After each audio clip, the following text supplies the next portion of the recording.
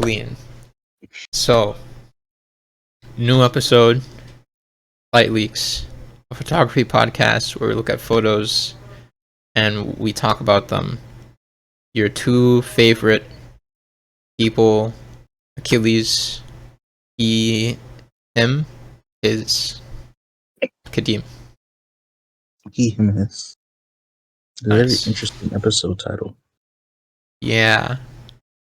So Kadeem, who do you think? So I'll let you in on something. We're going to be focusing on a photographer today. So none of that multiple people shenanigans. One person. Who do you think we may be talking about today? Probably. I'll give you a hint that I started in one area of their photography, and then I went to another area, and that's kind of where the rabbit hole started. Are we talking about Volandis? Nah. There's nothing sussy about Volandis. Come on. Gotta have more faith in him. I don't know. Alright. You're too pure at heart, Kadeem. It's okay. I will let you and our audience know that today's episode is going to be a little longer than usual, and I think it's especially funny that I say usual because we've only done 2 episodes, but this one may be a sit-in a bit. So today we will be talking about a very big fish, Todd fucking Hido. Oh. You know him, right? Yes, I do. Yeah, every person who is even remotely involved with YouTube photography is aware of Todd Hido and his work, or they've at least seen his photographs. So, do you have any opinions on Todd Hido, just off the bat? Ignoring what that I said, that there's sussy tones here. I like his the House series. I thought it was really cool. Nice. Yeah, that's what most people know him for. We'll get I don't into know that. anything else, which is why I was very confused actually when he said you went into another side of his photography. Because I was like, what? Yeah, we'll get there. We'll get there. Quick bio on the lad. San Francisco Bay artist, born in whatever year that is, from Kent, Ohio. Bachelor's in Fine Arts, I think that's what a BFA is at Tufts, and that's what he looks like. I don't know why the image looks like such poor quality. It was a high quality file that I got it from, but I guess that's just what he looks like in all photos. He's white. I thought he was Asian. You thought he was Asian? Hido. Sorry to disappoint, bro. That is not the case. So when I say he's a big fish, he's a very large photographer. Featured in New York Times, Wired, Amazing. I mean, I haven't heard some of those, but I know that those are big stuff in like the established photography community. Vanity Fair, I've heard of. He's got photos permanently in the Getty, the Whitney, the Guggenheim, both New York and the San Francisco MoMAs, and he lives in the hearts and minds of YouTube photographers. Also, I think he's made like 17 books or something. He calls them monographs for some reason. I honestly don't know what a monograph is. Do you? Probably. I mean, I can assume what it means, but like I've never heard that term. No. Probably mono for monkey, graph for graph, so monkey graph, right? Exactly. Yeah, exactly. He's released a lot of monkeys. So, like you said, he really got famous for his work on homes, specifically suburban homes. So we got this first photo coming up. What do you think? I like it. I like the. It's very interesting he chose to make it like warm, but it's very like obviously a night photo, which is like supposed to be like cooler. It's supposed to be blue. And I assume he did that for like the lights inside. It makes them sort of creepier. That like the entirety of the picture is orange, not just them being orange. It's not just like a normal house. It's like an eerie house now. Yeah, I fuck with that assessment. I think something that adds to that is the whatever light source is coming from the left is a very cool source of light, which adds nice highlight to the snow, and I think makes it more eerie. Because if it were 100% just warm colors, I think it would just be like foggy. Do you know what I'm talking about? It would just be like a color throughout the whole thing, as opposed to having Yeah. it. I think that helps establish the vibe better. Yeah. Something that you see in his work very often is glowing windows. I don't know how he does it on a technical level. I don't even know if he shoots film. Do you know? Pretty sure this was in the 90s, early 2000s, so I'd assume so. Okay.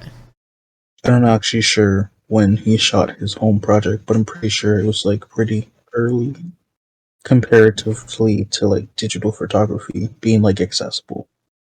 That makes sense. But yeah, you see a lot of glowing windows, which make a lot of these barren-looking homes very eerie because you expect the lights to be on at night, but they're glowing a little too much. I think a common comment that people leave on Reddit under his photos are that like this seems like a Get Out home, something like that, like a horror home. It's very interesting too that the house doesn't have any like doors on it. Like he specifically chose like a big house that has no doors in the back. Like kind of weird, at least to me. Didn't even notice that. It's a really nice detail. I also like that the snow tracks, both on the very bottom, there's just the rigid line cutting through the frame that I think divides the composition nicely, and then there's that bit that runs parallel to the majority of the lines in the house that kind of draws the eye towards where that light source is coming from. Feeling like the next one? Yep. Right. So here we got more house. Is he just in like some random, like above someone's backyard, and he's just this dude taking pictures in your backyard? I think you see that like white line on the left side. That seems like a guardrail on a highway. So I Mhm. think he just found a spot on the road. A lot of his photos, you can tell he just takes them from the window of his car. I like This one, sorry. Yeah. I was just gonna say, I like how there's only really one window that's like lit up this time. Mm. But it's also just like how all of the houses are like sort of the same, except for like the very first one, the one that's closest. It was kind of weird, and so it's kind of like eerie that the one right next to it is the one that has the light on. Or maybe I think it would have been cool if he could have got it with like all the other ones with their lights on, and this one doesn't, or like this one has its lights on, all the other ones don't. Yeah, I think for me, part of what makes it eerie is that the houses are all the same, and that the perspective goes in like the downward direction. That it's just like all these houses are repeating down into the depths of hell or something. But it's like a very dark, foggy hell. It's not like fiery, just grim. Purgatory. Exactly. I also appreciate that the landlines or the electric poles are going towards purgatory as well. They gotta have their cell service, you know. Sometimes you just gotta call God and be like, "Hey, bro, please let me up there." And he's gonna be like, nah, bro. Get it. I'm gonna bang the line on you. Bro, you told me it was just 25 years, bro. Come on, bro. I did my time. Please. I promise I'll stop. What is it called? I promise I'll stop scalping Yeezys. Just let me out of here, bro. But yeah. The next one. Something that I like about this photo a lot that I think it came up in a photograph from our first episode was having like the bottom of the frame be like dark empty space, and how having that space there in the photograph pushes the eye upwards a lot as opposed to just cutting off the frame at where you would have it black. I find it interesting how he continues to use like this like warm temperature, but it's like still night. Or maybe it's morning in this, like maybe it's just like the sun is rising. I can't really tell. Hmm. Like that's what like it looks like, because half the house is dark and there's just this big light source. So I assume maybe it's either like as the sun is rising, but it still looks eerie because of the way he like graded it. Like it's foggy, and like everything else is kind of dark compared to like that one like beam of light. So it doesn't really give off like the sunrise anymore. Yeah, I think the fogginess really contributes to the ambiguity of what time it is. And I think it's interesting that this time around there isn't really a glowing window, but all of the windows are like extra dark. So the one on the left that has a little bit of light coming out of it comes off as the glowing one in this photo. Does that make sense? Mm-hmm. I think the van makes it creepier because vans are just creepy. Period. Got you. I feel like it's also given like more reflection because I feel like that part of the house would be dark and it wouldn't have like all that reflection extending out if it was not there. Yeah. I also appreciate the slope that the house is on. It kind of feels like a different perspective of those houses from earlier that steep down into the purgatory. That maybe that's what the black space at the bottom of the photograph is, or where the road leads to. You think he got chickens in the back? Do I think you what? You think he got chickens in the back? Chickens in the back? Shit. Is that like a meme? No. It just Like, looks like a house in the middle of rural America. oh, I see what you mean. Um, maybe. Shit, they might have sheep, bro. They're more likely to have horses. People don't grow sheep in America. Wait, what do you mean grow sheep? They don't raise sheep in America. I think some people do. I find it hard to believe that we have zero sheep in America. Cows are a lot easier though. It is true. We do like our cows a lot. I think something that I realize, kind of based off of that, is that there's no signs of life in any of these photos. Not a single person or animal, really, or even a stray bird. Do you think one day he caught a banger and then he's like, "Damn, there's a bird in the top of the frame." He's like, "Damn, bro, there was a cat at the bottom left. I'm gonna have to redo this whole thing." Feeling like the next one? Yeah. Nice. Oh wow, interesting. Yeah, I like this one a lot. I like this one a lot because it's very different from his other house photos, but it accomplishes the same goal. There isn't any of the haziness. The windows aren't really glowing a lot, but the tree in the middle and the way that it goes completely black by the time it gets to the window just adds a lot of the eeriness, I think, for me, and also the heavy muted tones on this one. By tones, I mean colors. Kind of interested as to how come he broke the trend and took a picture during the daytime. You think this is daytime? This is definitely not night. You're right. Wait, you think It's maybe like it's how nighttime, but he just has like a crazy light source?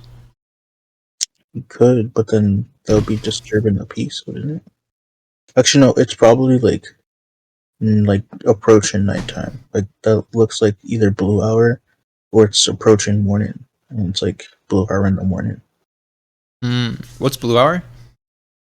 when the sky and like everything around is like super blue and everything. Oh, is that like the opposite of golden hour?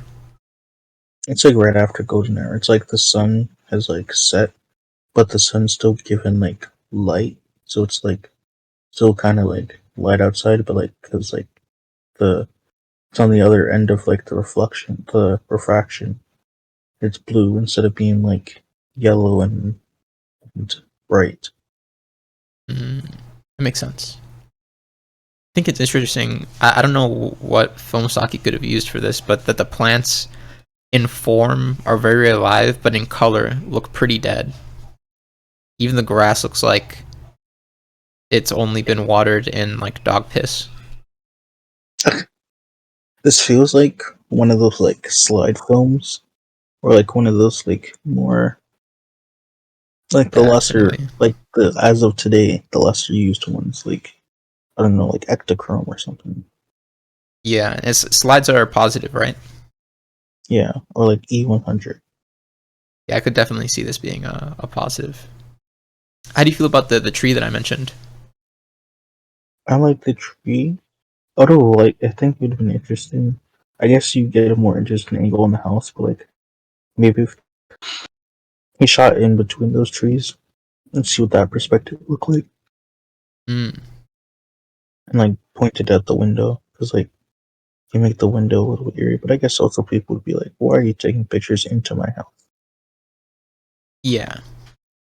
I appreciate also that again, there's not like a super glowing window, but he he really emphasizes that window on the right side. It seems that it's normally lit, but the wall is so dark that in contrast, it's basically glowing, so it stands out a lot. Yeah. In to give the same effect that I think the other ones would. You like the next one? Hello. Yes. Oh, tight. I feel like this one could also be a slide film. If you see on the window like the cracks on the wall, that unsettles me a lot. In like a what are those called? The when you have like a fear of like the tryptophobia kind of way. It unsettles me. I like how he framed them. Like he made them like coming out of like the fence, and so it looks like it's kind of like you like you don't know what's behind there, and so like it kind of looks like it's encroaching on the entire house Hmm. slowly. Interesting, like a virus. I didn't realize this earlier, but it towards the right side of the house, there's like green and like there's some part of the greenery there that's lit up really close to the house, which kind Mm. of pokes out, or not pokes out, stands out. You think he just waits outside people's houses? It's like, hey, let me wait till they turn off. They keep their light on, and it's nighttime. Yeah, I think I saw somewhere that he'll go on the street and take photos, and people will be like, "Hey, stop taking photos of my house," and he'll be like, "No, I'm like legally allowed to do this," and then they'll be like, "Okay, I'm gonna call the police." And in the interview, he was like, "Wow, it's so strange how people have this imagined sense of privacy or like imagined entitlement to privacy, which may sound like a red flag, kind of Well, sussy." yeah, it's given street photography. I think it's one thing to like. I mean, obviously, if you're on the street, you can take photos of houses. If the owner comes out and tells you to stop doing it, even if you're legally allowed to, I feel like just don't do it. Yeah, it's Do also you? like imagine like someone like sells this massive print of your house, and then you're like, yo, bro, that's my house. Why'd you take a picture of it, and why am I not getting the money from it if you just sold it for like $500,000? That ass. Like if people are doing street photography for like, and you can see someone's face, like they're legally supposed to like um give them like a contract so that, but like typically the contracts are like so that they like don't ask for money, which is kind of whack. That's so fucked. Honestly, like using you shouldn't be able to do that. Honestly, like if you're using someone's face, like imagine your face being on Times magazine, and not only do you not get a dime from that, you also didn't know that photo was taken of you. Exactly. That's kind of And I feel like with houses it's even worse because it's not just what your face looks like; it's where you live. If someone wanted to, they could find your house, and they could be like, "Oh my goodness, this is the house that got Todd Hido the Pulitzer Prize. I should also take pictures of this house." And then you just have dipshit photographers taking photos outside your house like 4 times a month. it must be really sad to live in like LA with all those like nice houses down like those big those big hilly drives, and like people just walk into your driveway and like literally take pictures on your stoops. That Yeah. must suck. I mean, to a certain extent, they live in LA. What were they thinking? But on the other hand, still pretty whack. Yeah. But yes, back to Todd Hido. Back Indeed. to the picture itself and not the ethical dilemma behind the picture. Yeah, yeah, yeah. I like the color of the house. It's a really such a highly muted color of brick that I think goes well with the green in front of it and the sky behind it. I think it just works well. Yeah. I like how he decided to include the sidewalk. Because like the lead, like I feel like it wouldn't be as eerie if it was just the house. Like it's the lead up to the house. Yeah, I think in the photos where he has the sidewalk, those usually work better. I think there's one in coming up soon that emphasizes that. I like On adding the sidewalk. Like in all these photos, like having like the empty space just adds to like how eerie it is. Because like there's no one there. Like yes, the light is on, but like there's no one here. exactly. I think part of what makes the light on scary is because there's no one out here, but there has to be someone inside for that light to be on, and you don't know what they're doing because Yeah, this like creepy, disheveled, virus-looking house is shielding your eyes from their activities. they go to nefarious deeds. Indeed, as That's every one thing. suburbanite does. Facts. On the next one, Yep. tight. Oh yeah, it was this one about the sidewalk. Hmm. Yeah, this one straight up just gives you're walking into something you shouldn't be. Yeah, definitely. You're in high school and you're walking home. It's Halloween, and that crazy neighbor that's usually outside telling you to get off their lawn is now inside with their crazy light on, and you don't want to walk by their house because that's a little too close proximity. I really like that the sidewalk leads into like all those bright. I guess those are supposed to be streetlights, but like we can't really tell. It's just this massive like bright spot, and I really like that it does that. I feel Mm. like that like adds to like the eerie. Like you're walking past this house into like this brighter space, but why is it so bright down there and this is so dark?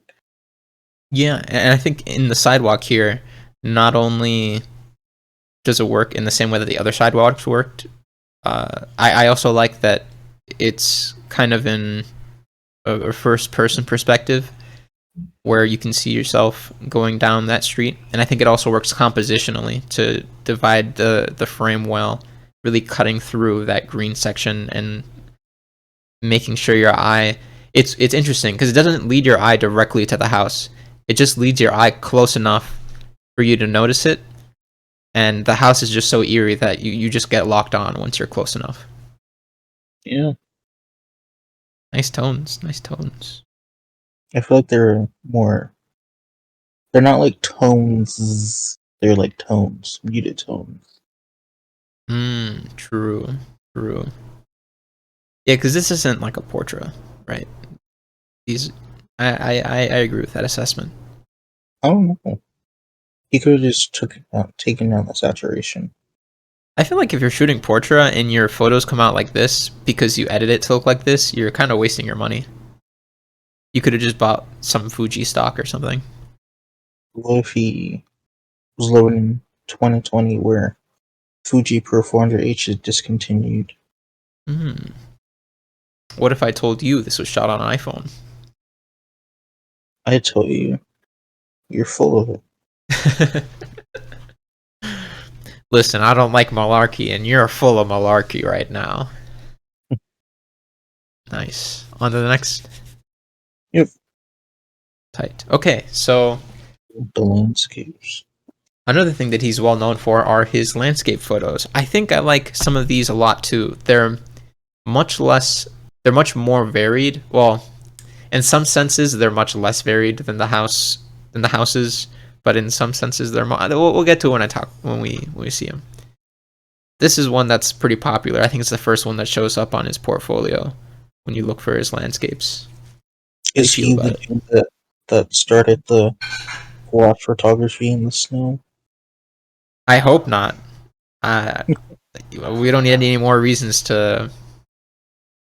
Anyways, I hope not, but he may be.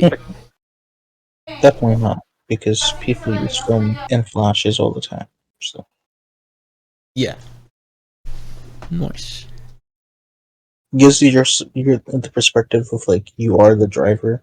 I assume he took this like sitting in his car, and like you can feel like, oh yeah, you're driving up this road, this dark road. You're like, what the heck, bro? Where am I going? I'm going to die. Yeah, I think I mentioned earlier that you can that some of these are in his car, but for a lot of his landscapes, you can directly tell that it's like he's dead ass in his car. How do you like the?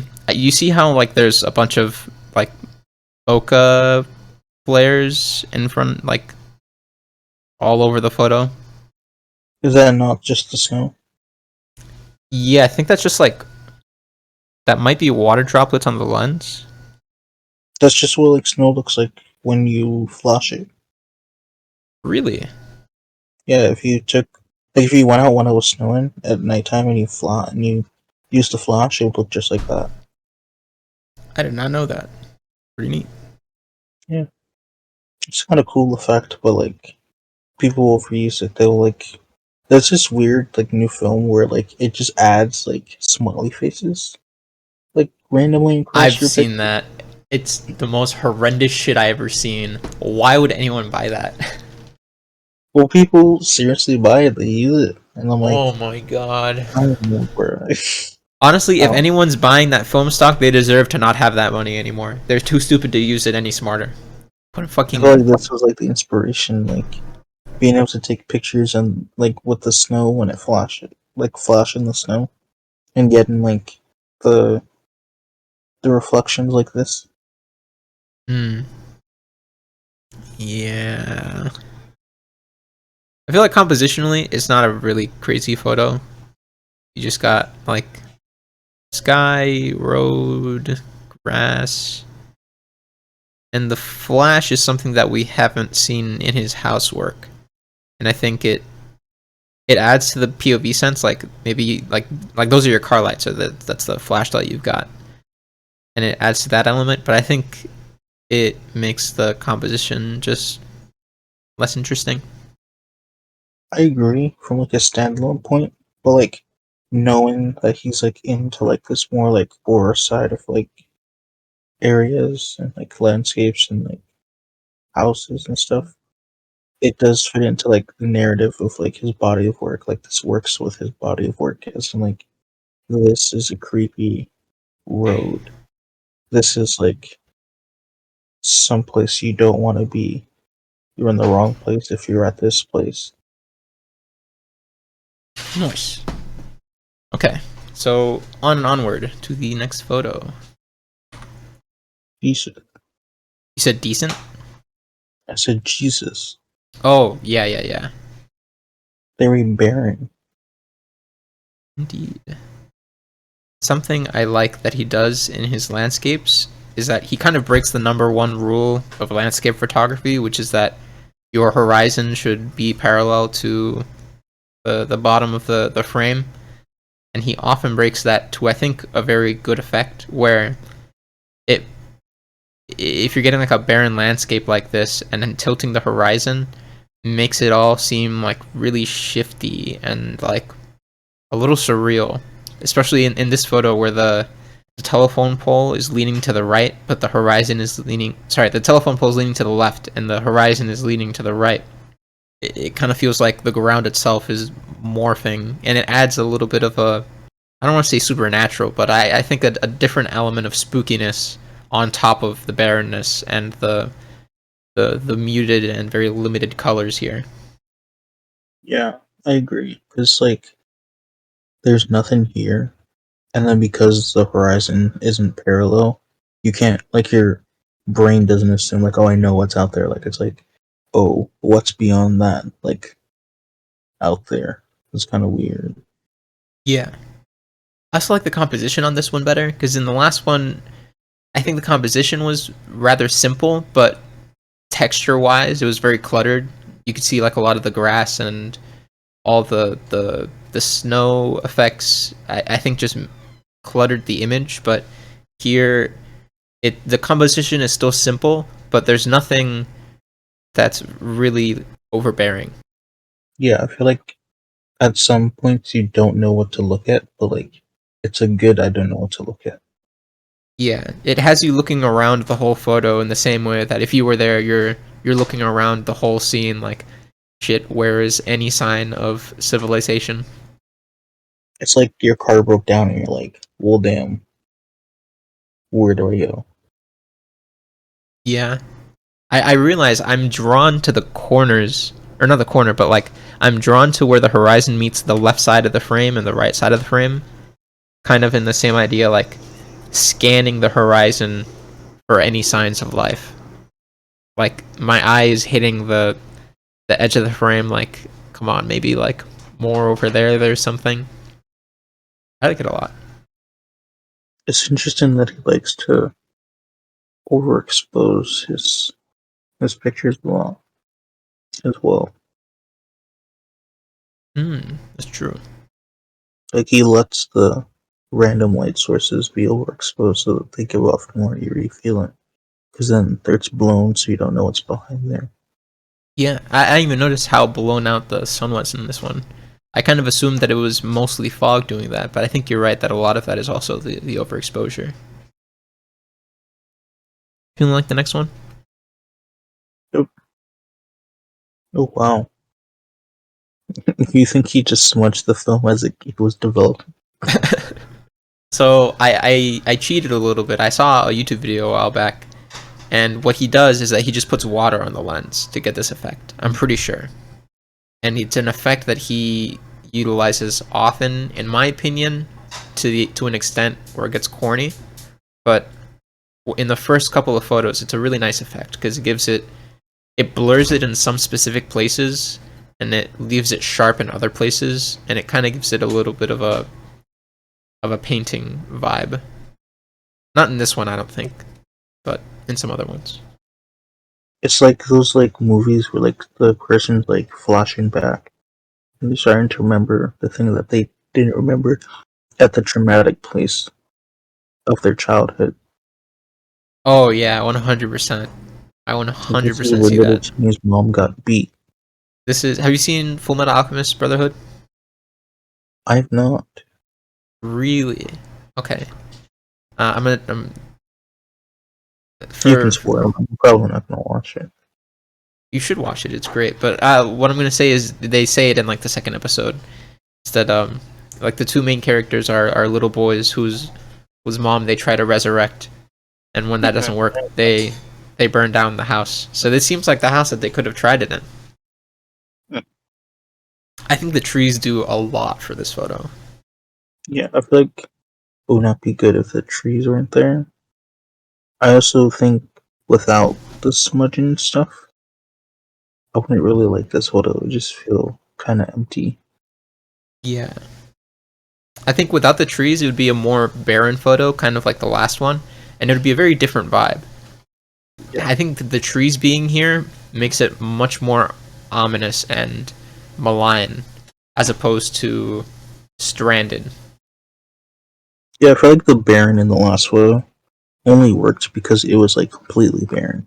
But I feel like the barren in this photo wouldn't really work because like at least there's a house there, and I feel like because it's not like pulling in the other like the effects of like the other photos where like the lights are on, but like no one's out there, and it's just like pretty bare. It's sort of just like this just looks like your house when you're walking up to it in the winter.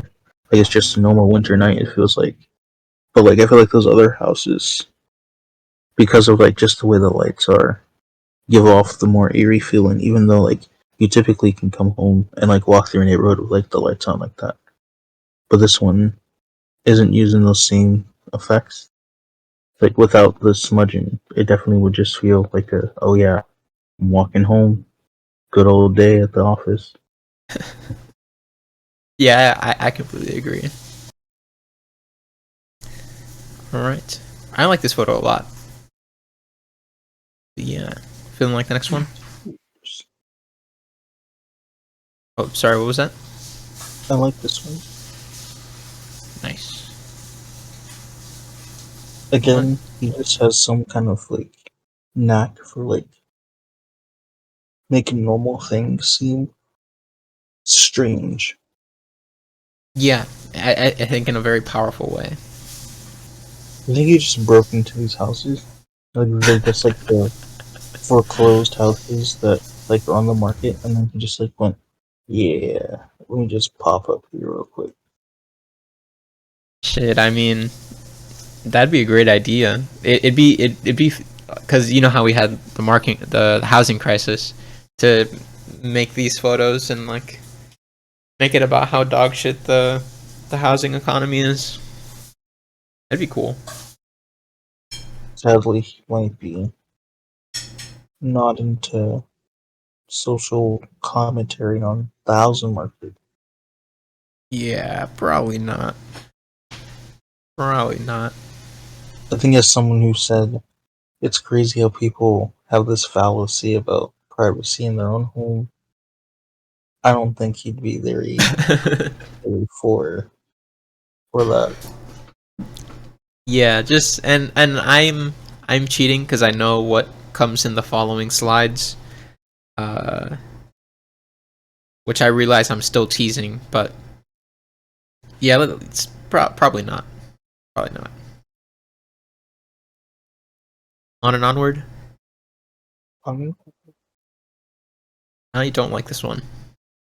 yeah, I was about to say this one feels like when like at nighttime, like if a light moves in front of a house, like it moves across the wall in the house, or like if someone's like hiding, it feels like that, but like it's captured in like Yeah. that one image when the car is on the one side of the house. So like I don't really, you don't really get the full effect. Mm, that makes sense. It could also just be dirt. Mm. I think what sets me off to this one is that it's the isolation idea and the grim idea, but kind of exaggerated and made a little corny by the fact that you can obviously tell this is from his car. I think so, at least, because the water droplets don't seem like they're on the lens; they seem like they're on a car window. Oh, are we looking at the wrong picture? It should be the one after the house with the trees on the left side. I was talking about the interiors this entire time. Oh, Well, things like that house, but apologies. Yeah, I was thinking for a second. I was like, I don't really understand what he's talking about, but I'm gonna just be like, yeah, bro. well, looks like we can cut that. Yeah, we could cut it or we could leave it in because it's pretty funny. They're just looking at like this landscape, and I'm like talking about light entering the house. Yeah, I was like, you're like moving around the house, and I was like, there's no house here, but it's like a metaphor, right? Like, or like he's talking about a different photo. How do you feel about this photo? I still agree. It's not really doing much for me. Nice.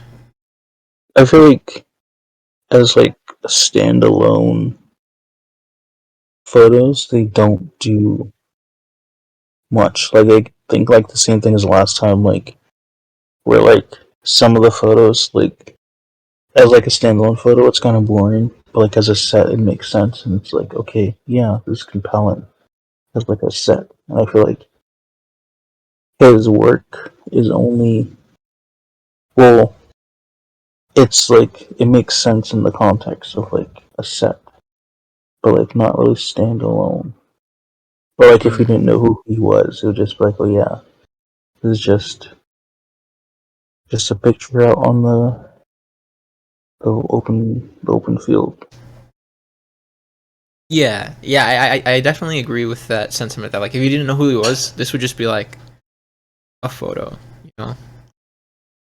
And I think I agree with the idea that this does work better in a collection than it does on its own. But I feel like to a certain extent, even in a collection, a photo should be able to stand on its own to a certain extent. But I haven't made a collection, so feel like the next one. Yep. Tight. So now we're on the one with the sun on the right Yeah, side. yeah. Just gotta make sure. Yeah, very rare instance of more or less visible sun in his photos or in his landscapes. Yeah. I really guess because like it was still kind of eerie. Like you can see like the cars coming up the road, or that's probably a car coming up the road. And so like I feel like he was like, oh yeah, it was kind of like, oh wow, the sun's going down. Um, and like I still got a ways to go to like civilization, and it's like a light of like other people passing by, but like I'm still like alone. Hmm. And those look like storm clouds, so it's like, oh yeah, it's gonna rain. Yeah. Do you think that glowing effect on the sun is halation? No, that's just probably how the lens captured it.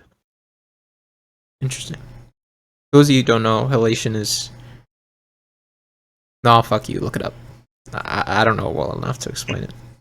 It's just something that happens when you point your camera at very bright things with a specific type of film. I like that the mountains at the horizon are very sharply defined. I feel like the horizon being tilted here gives a different effect to the tilt that it gave in the other photo where I mentioned it. Because over Is it there, the horizon was that is it actually tilted? it feels tilted to the right.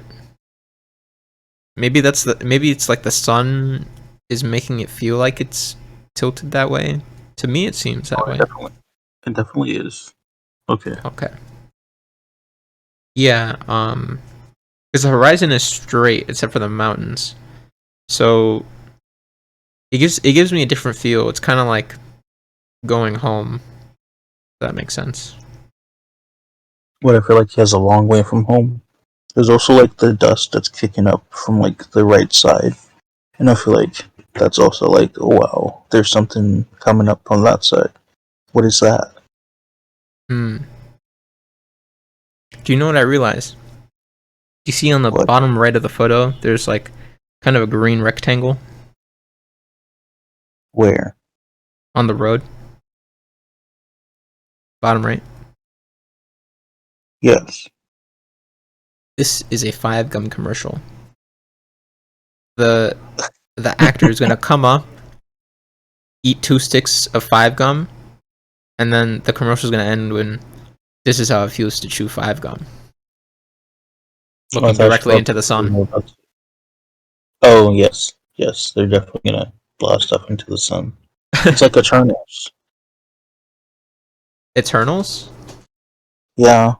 Why would you reference it? You know I haven't watched it. Well, you don't know what I'm talking about because it literally is just so random. It's like the most random part of the movie. Wait, did they do that? Did they go into the sun? I'm not spoiling it for you. I'm just telling you it's a random part of the movie. Listen, bro, everyone on Twitter was ragging that movie. There's no shot I'm spending That time to watch movie it. garbage. I've never gone to theater and said a movie is complete and utter garbage. And I've seen garbage movies at the theater. Eternals is hot garbage. Bro, tune in next week for real leaks where Kadeem and I talk about our hot movie takes. That's probably not a hot take. I think everyone agrees Eternals was dog shit. I mean, I can see it was very. It's important for like the overall arching like narrative to MCU, but And like you could see where she was trying to go. Like the director, she was an indie filmmaker. She's pretty like known for, I forget what movie she's known for, but like yeah, it just wasn't hitting. Oh, we Nice. also didn't see the entire movie because they told us the wrong theater. So I saw an hour and a half, and so it jumped into the action scenes already because we went in at an hour and a half already. So for a movie to still be hot garbage, only watching the action scenes, that's how bad it was. That's hilarious. The theater staff was doing you a solid. They're like, trust me, bro. You want to watch this movie instead. Believe me. Nice. Feeling like the next one? Yep. Clean. I feel like at this point it's kind of getting corny. I don't Yeah, know. I feel like he's taking the same picture. But then again, you can say a lot of things, but I don't know. I feel like there's only so much you can do with landscapes, and I feel like that's why people are always like, "Oh, you got to travel, you got to do this." It's because like landscape photography is like very bland. Interesting take. What do you mean by that, Kadeem? I mean, you just say it loud and clear into the mic for our photography listeners. Personally, I don't like straight up just like landscapes. There's not much. There's only so much you can do. Like I feel like with people, you at least like changing up the person you see in a different person you see in a different outfit and stuff. But like I feel like landscapes just seem a lot more bland. Personally, don't attack me in the comments, but Hmm. Understandable. I think if you're, because I think there's different types of landscapes you can do, and like really the term for landscape is like it's kind of faded because like once you introduce a house, is it still a landscape? Once you introduce three houses, is it still a landscape? Can you like? I guess you have like cityscape and other types of shit, but like when it's stuff like this, when it's just like literally empty and the only things that change are like the color of the grass and the color of the sky. I feel like what makes it corny for me is that he does the same like water on the lens effect. I think that's part of what's really making me a little sick of it. I mean, it's possible this is all across like the same role. Maybe. Well, I mean, it's not like that's part of the film stock. Like each time he's taking the photo, he's also putting water on the lens each time. True. Yeah, I don't know. I don't really. It's gotten less and less. Like, were you showing me like his later stuff? Like maybe he had more of a focus. I feel like he's had more of like he's gotten less and less focus, and it's more of just like, yeah, this is like the empty road. A I gotta come POV. clean. Sorry, yeah. It just feels like a POV from my car. Me on a road trip. Yeah, I gotta come clean for for this stuff and for the next section. I picked out the photos that I personally found the most compelling out of his work. There were some duds in there that I chose not to include because what I include in the last section. But that's just personally. So there may be other stuff in his work that I didn't find compelling that you might like better just because it's different. And I realized I did kind of pick a little too much of this, but it's all from his portfolio. All the stuff is from his website. ToddHido.com. Hothido.com. Come on down. Support. Support. Say hold off on saying that till later. I know I'm building it up to be really bad, and it's not like the worst thing in the world. But anyways, next one. Yep. Yeah, I realized we didn't really talk much about the like film photo aspects of this one, but there's just not much talked about that we haven't talked about in the other ones. Yeah. I like this one. Yeah, this one's better because there's like color in there. Yeah, it's a photo where you can sharply see things in detail. Interesting concept, Hido. It's also a very interesting color for field. Cause like that has to be like the. Is it the natural grass color? I'd assume it is. Do you think this field was green, and in post he like just changed the color to to the shade of brown? Yeah. I don't like this green where it was gonna go. Listen, bro, this green don't fit the Todd Hido style. I feel like it'd be really hard to make the entire thing because, like, I feel like it'd have like different patches, like yellowish green and like bluish green. And it wouldn't all go orange like this. Yeah, I don't think he made it this color in post. It would be funny if he did, but I think it's a nice color. Todd Hido, if you're watching, call us up. Todd Hido. I was about to say something I was going to regret. Um, I like that the fence is like cutting through the frame, giving it a little bit of dimension. I like that. Really, what's in focus is kind of the grass in the front, really, and the rest of it is slightly out of focus. And the trees, it gives a very autumn vibe. It's almost entirely different from all of his other landscapes. There's no grim stuff. You're on your way to the apple picking field right now, and you're gonna have fun. Yeah, I feel like this one's more interesting, more just because like it's happier. Like I feel like we just continuously just watched him do the same concept over and over with the grim, the barren again, Yeah, the grim, the but like Grim now Baron. the grim barren, the smudgy smudge. But like now this one seems a lot more like, oh wow, it's like, oh, there's something happier over that hill now. There's something more. There's a different compelling thing over the hill rather than just like the eeriness of the hill. Yeah, there's a little bit of sunbeaming off the top. Interesting that. I will say he does definitely have a good ability to capture landscapes that are eerie. I feel like that is a very good skill that he has. I just feel like he plays on it. Well, at least in the ones you showed me so far, he's played on it a lot. To the point where it Yeah, was like, okay, calm down. something I like compositionally about this photo is that the horizon and the fences meet. Like the intersection between those lines are off screen, and the density of the trees also increases in that direction. So they all kind of pull your eyes in that way.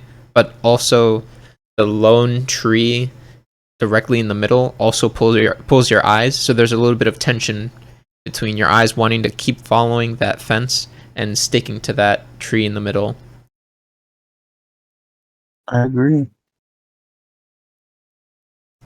Nice.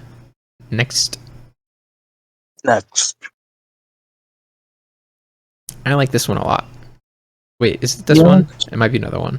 I just like that the hill looks like it's about to roll over and like suffocate you. yeah. I like the fog on the hill. I feel like that works a lot. And I feel like it's like there's like an actual there's more in this than there were in the other ones that were like barren. I don't know how.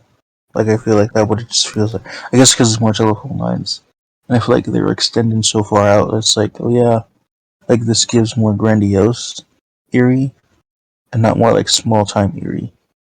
More like oh Mm, wow, there's like a lot of things that can come out here and kill me. yeah, I feel like that's interesting. That with the lamppost giving a sense of scale and the hill being so large, and it almost feels so large that it's touching the clouds, that the sense of eeriness this time isn't really from people or from isolation as much as it is from nature. That there's kind of that sublime sense of like this hill's almost a wave and it's about to crash on you. Yeah, Neat photo. Any more thoughts? I don't have any thoughts.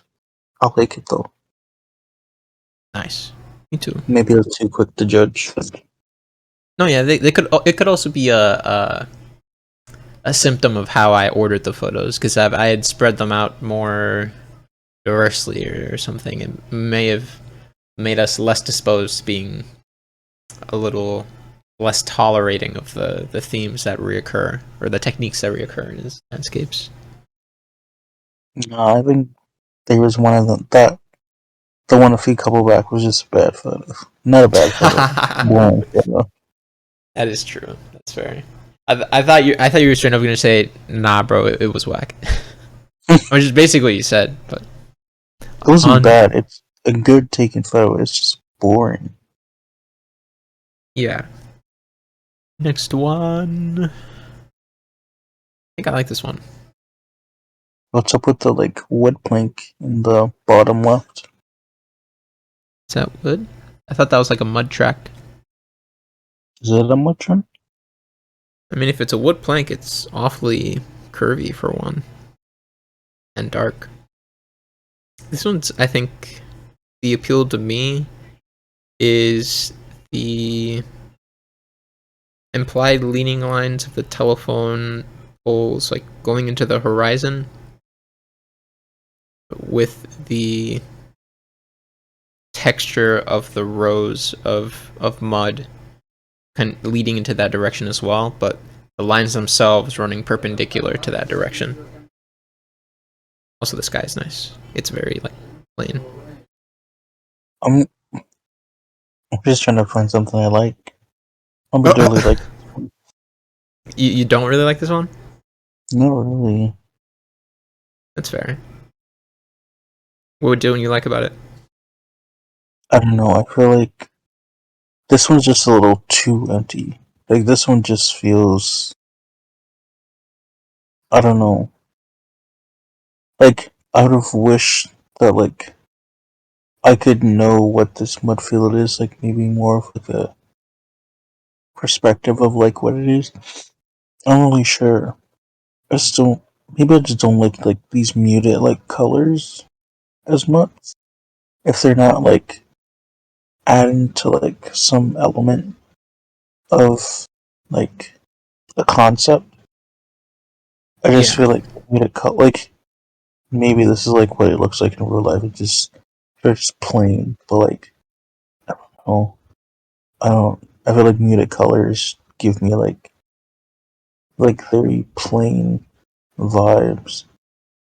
that's fair. It's a very it's another non-eerie landscape, and it's it's empty, like you said, but it doesn't give you that isolated feeling.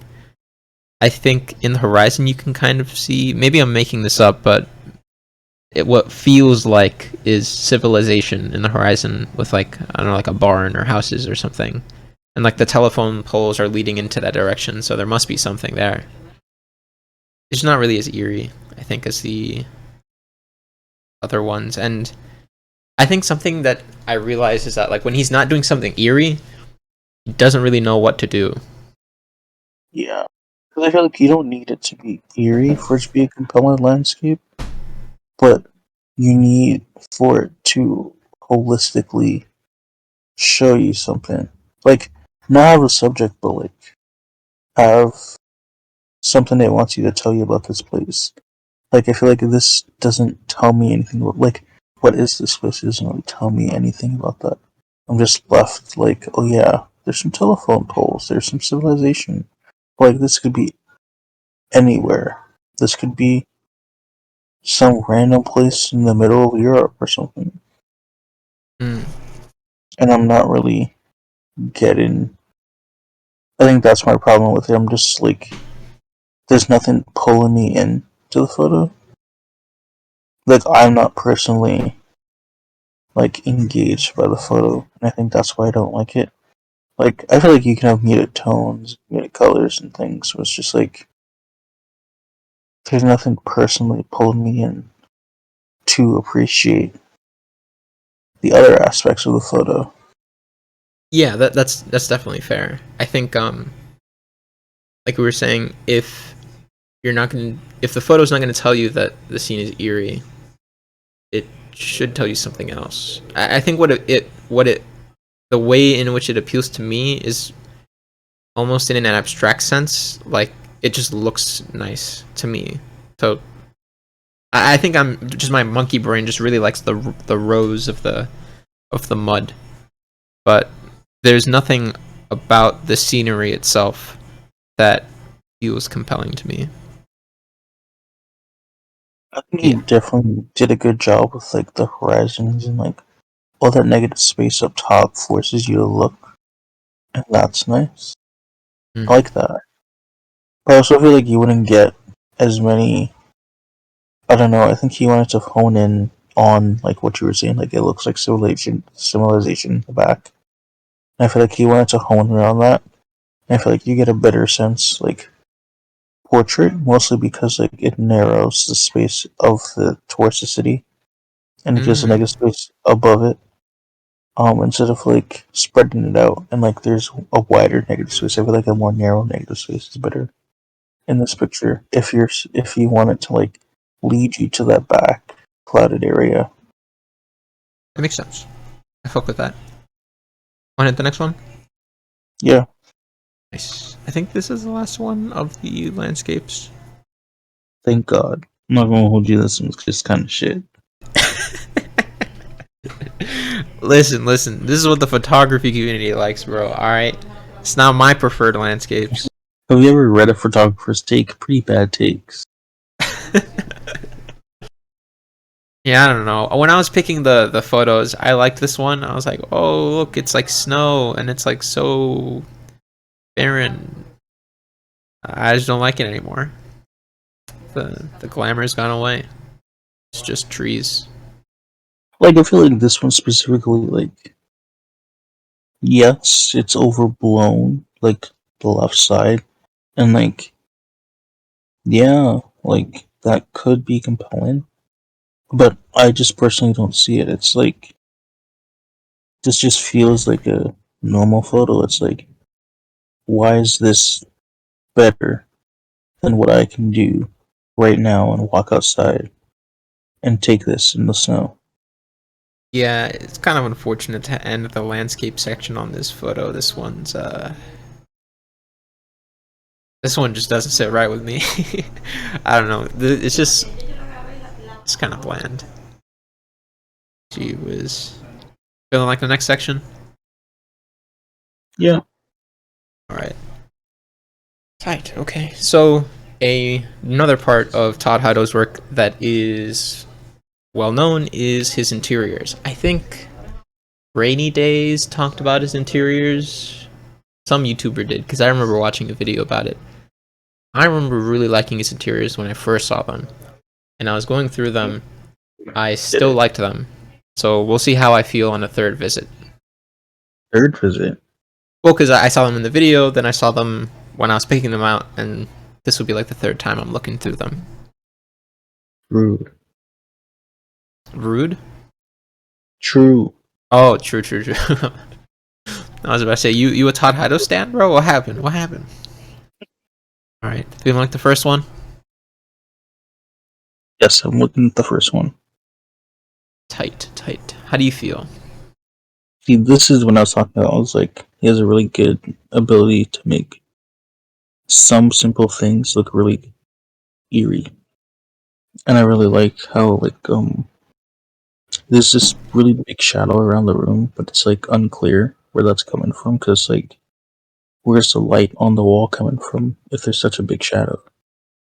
I think the scariest thing in this photo is the electric socket without the casing around it. It's just the bare sockets. Scariest shit I ever seen. Ooh, electrocution, scare. Yeah. Well, I mean, it's between that and the what is that called? The cable. The cable No, that could. What was that? isn't that the landline? Yeah, the landline cable. That shit gross. Also, that rug is mad dirty. The fuck? I feel like this one is a really good. Like most of the interior, like I've seen some of the interiors, and I feel like a lot of the interiors are like just plain walls, and I feel like he hits with some of them where it's just like literally just a plain wall, but like there's so much in it. Yeah. I think this is a really interesting series, I think, because they're very hit or miss. Because sometimes it just feels like a fucking wall, and it feels like he wasted film in shooting a wall. And sometimes it's just like, holy shit, that's a wall. And like, I don't know, like the simple composition makes it really compelling, in my opinion, for some of them. Like the little detail on the loft with the light switch. They're clearly in opposite directions, but like the light's not on in the room. The light is coming from somewhere else. And I'm tempted to say that it's sunlight, but and that's light coming from the window, but that would imply that they have a huge window, I think. Yeah, that's a lot of light. I like that it's the floor has a rug on it because I think it makes the house feel older because I think that's more customary with like older style houses, and it also helps show the griminess of it, that this is a home that is well abandoned and wasn't even bothered to be cleaned up. Like the landline cable is just sprawling about, and they stripped it of everything, including the socket casing on the electric hole. You know what I'm talking about? Yeah, Yeah. kind of interesting how like the grime is in like a very like central place. Like it's just straight up just that one line. I guess that's where all the furniture probably was. That's probably why. Mm. But it's also just like it adds to the framing a little bit. Like there's a place on the right where like it's just a really harsh like drop off of the light into the shadow, and then everything to the left of that is all very like prominent of like this is where you should be looking, like this square. Yeah. Yeah. Any more thoughts? No. This time you can tell that the light is coming from a window, but what I like about it is that the window is on the wall almost. This is what I was talking about with the light moving across a house. Hmm. Could you say it again? Sorry. Basically, it was just like if like a car was coming through the neighborhood, and then like you're like hiding or something, and you're looking out the window and you're just watching the light go across the wall as that car passes by. Definitely. Seeing it a second time, I do like it better this time. Nice. Maybe I was just in a hated mood like 10 minutes ago. Understandable. I don't know what. Oh, so I think the light switch, they put like a sticker on it or something, and that's why it looks like that. I appreciate that again. It's kind of a dirty, empty house. The popcorn ceiling, I think, adds to it. The popcorn students they're like from older houses, right? Like it's bad for them to be popcorned. Is that true? I have a popcorn ceiling. Uh, Bullshit. I don't know. What I do know is old as fuck is that style of rug. That shit Yeah, is ancient. it probably has like 7 types of lice. Yeah. That's the shit that you see deep cleaning YouTubers take like 5 days to clean with their high pressure washers. They probably have a field day in here, power washing that wall. I like the color of the wall. I think it's interesting that it is a cool.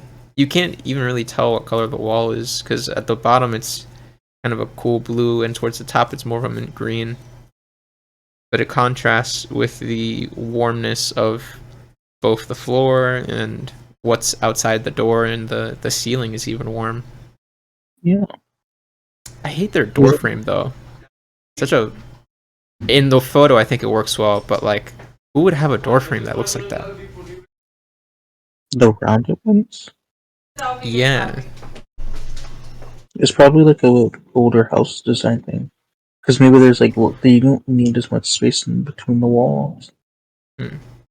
Because if you weren't designing a house to like have super amounts of sockets all over the place. Because like did older houses typically have a lot of sockets all over the place? Or was that I like a have no thing that idea. they added in? Added in what?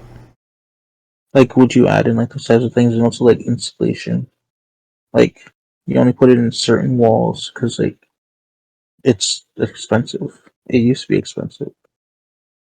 Well, if you get old enough, you'll find asbestos in the walls, and at that point, probably don't even want to touch it. Or actually, you do want to replace it, I think. But get the right people to do that. Get a professional. Yeah. Next one. Next one. Let's go. I feel like this one takes the old house to the max. You got popcorn ceiling, shitty rug, and that antique wallpaper. That grandma shit. I think what really makes the photo for me is the telephone, though. Especially that it's broken. Especially that it's broken. Yeah. You get split right down the thing. Is it split? That might be the LAN, like the cable. Oh no, it is. Or it looks split from this angle. Like if you're not looking like right up at it. Yeah. Yeah, I appreciate that it also blends in terms of color with the other things. Yeah. I feel like without it, like it'd just be a wall. It'd be a nice picture of a wall, even though it's like a kind of rundown, like old wall.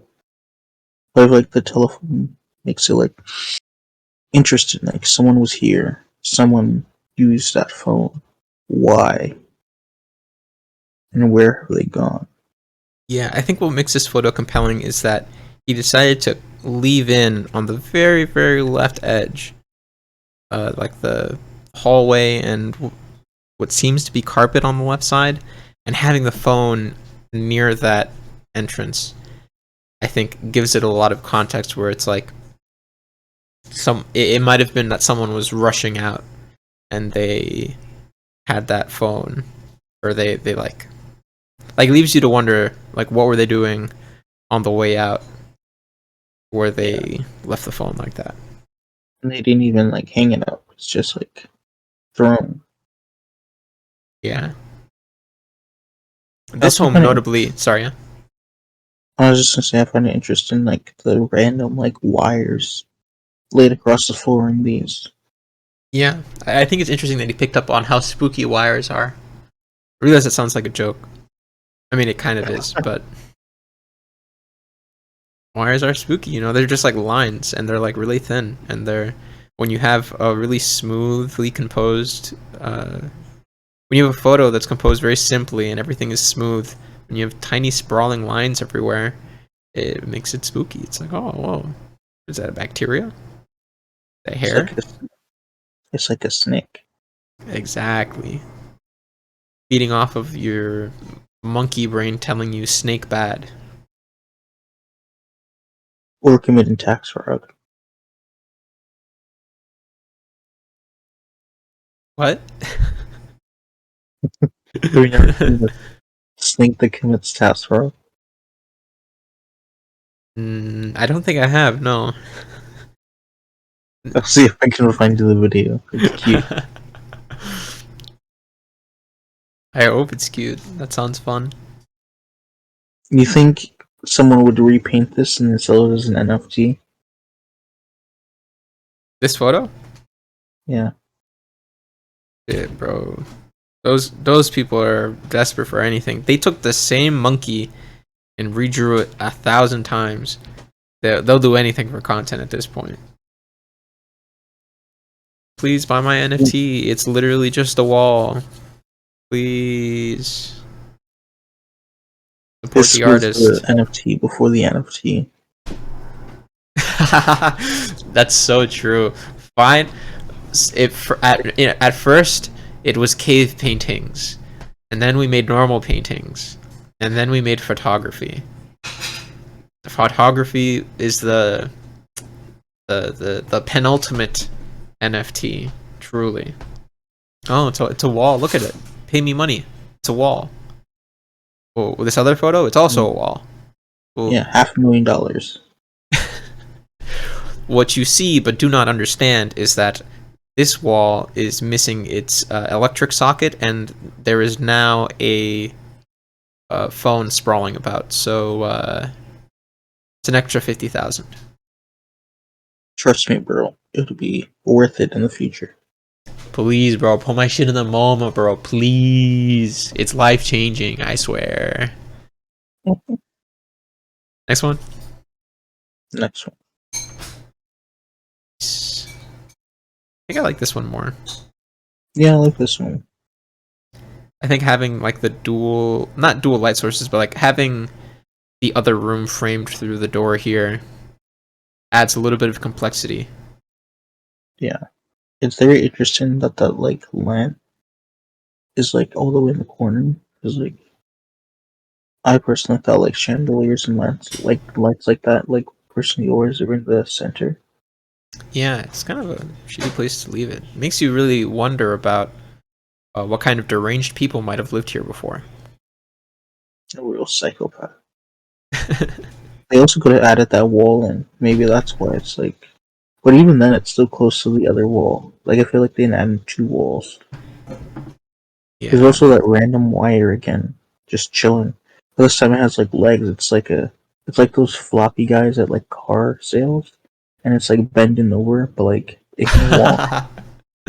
Yeah. I was thinking a slightly creepier idea is that like it's like a thin long finger creeping out of the wall, being like, hello, give me your flesh. Is Toilet, hand in the toilet. Hanako. that a meme? No, it's a Japanese folklore thing. Oh. Low key, I feel like I may have put in more interior photos than I have the patience to talk about. If you, we only have, there's only three more.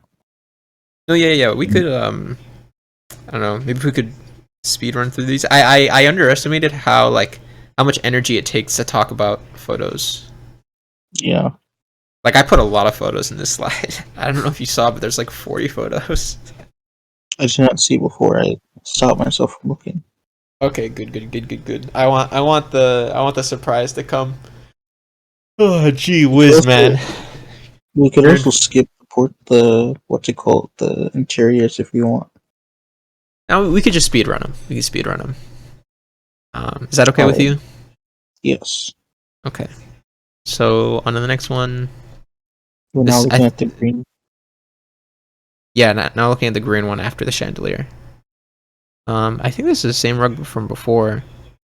Yeah, creepy house walls. I think it's interesting this time that you actually see windows. I think this is the first one with windows, and Yeah, it's an interesting inverse effect of his house's photos where you're outside and the windows are glowing, but now you're inside and the windows are glowing.